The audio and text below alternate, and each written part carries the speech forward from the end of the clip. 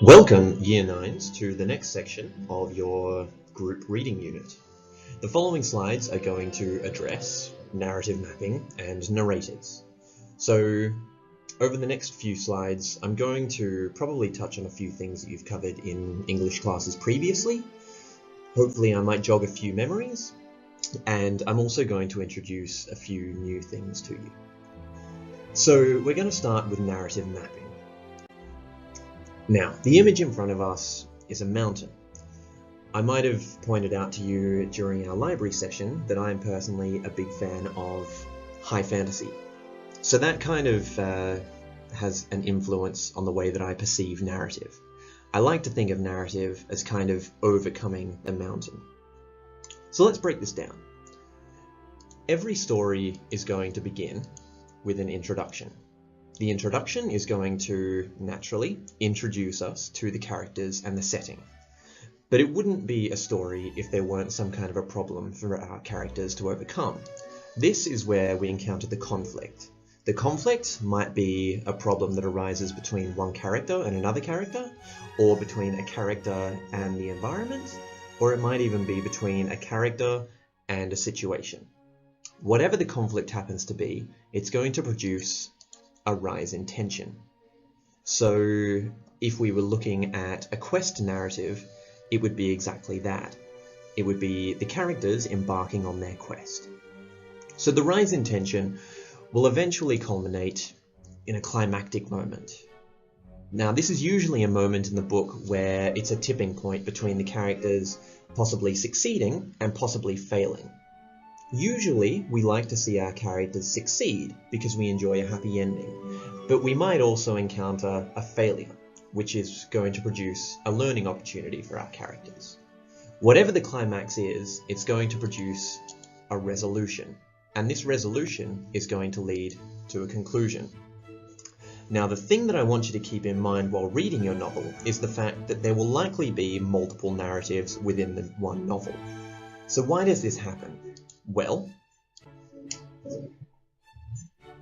narrative is always going to be based on character. Now, if your novel is based on more than one character, your novel will possibly follow characters down different paths. One character might go one way, and another character might go another. And those separate narratives are going to develop around the different people that they meet, the different places that they go, and the different problems that they encounter. This is something that I want you to keep in mind as you continue reading your current novel. So now let's look at narration and point of view.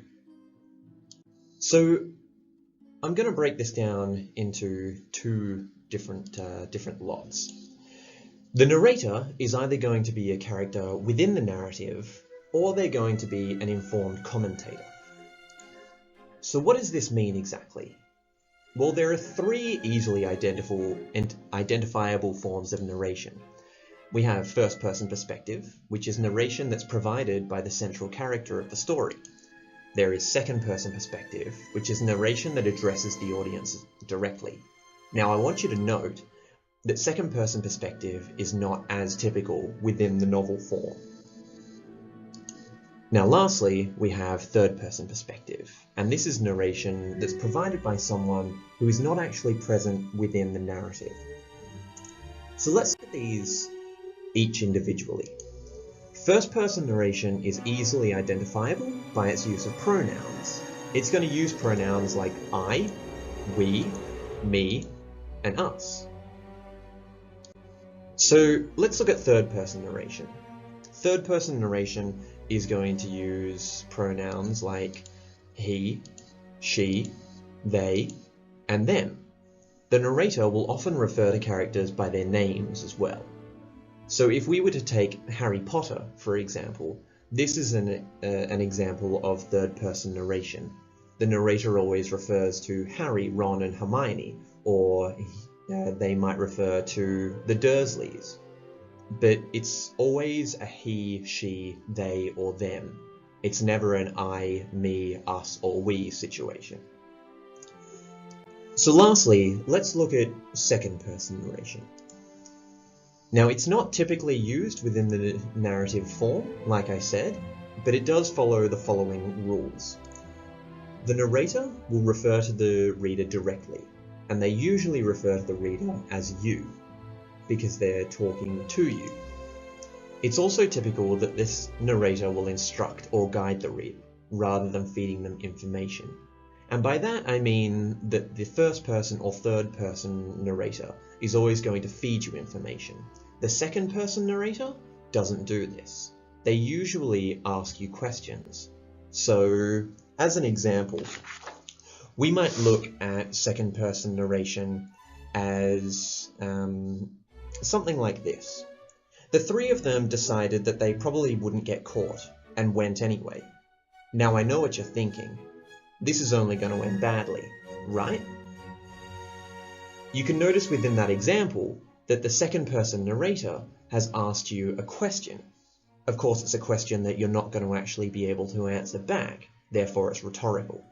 However, they've engaged you directly. They've said, now I know what you're thinking.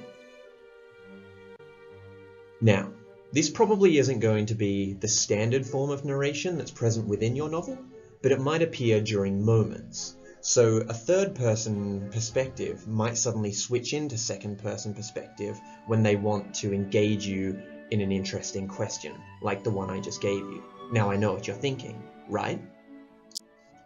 So why is it important to be aware of our narrator? Well, we aren't robots. We don't process information like basic code. The way in which we receive information will influence the way that we process information. The narrator controls how much the reader is allowed to know. So a first-person narrator is subject to the action of the story. Therefore, their opinion will influence our opinions. A third-person narrator is as much an observer as we are. Therefore, the narration that they provide will be much more objective. Therefore, this control of information will influence the opinions that we as readers form about certain topics. If Harry Potter were our narrator, he would be feeding information that only he knows.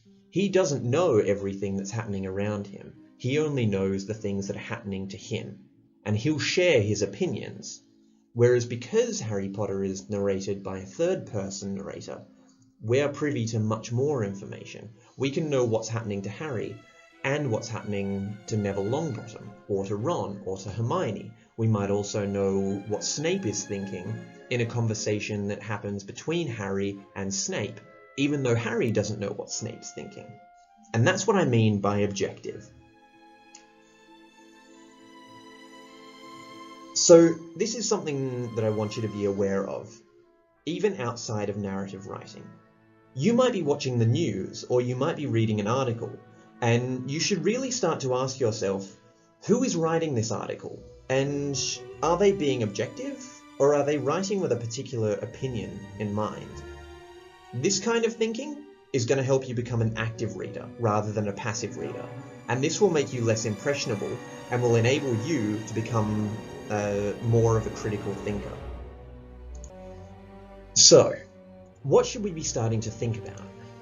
Well, I want you to start thinking about who is the narrator of your novel. From which perspective are they providing narration?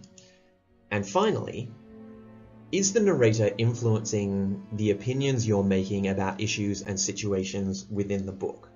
I'm going to say yes. What I want you to start thinking about is exactly what opinions you think are being influenced and in what ways.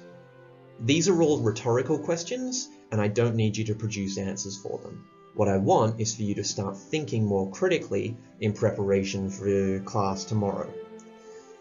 So, I want you to make sure that you've all completed your reading before the next class, and make sure you come to classes with your thinking hats on. Take care, girls. I'll see you in class. Bye for now.